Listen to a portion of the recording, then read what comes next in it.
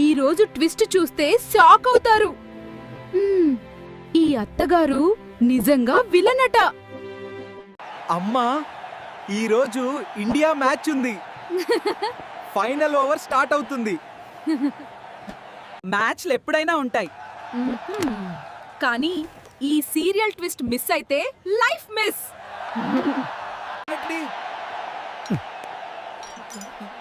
Remote ఇవ్వమ్మా.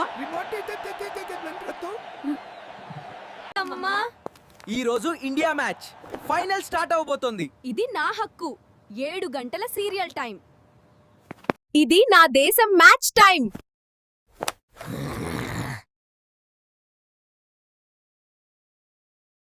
ఏమైంది ఇక్కడ? రిమోట్ కోసం వరల్డ్ వార్ 3నా?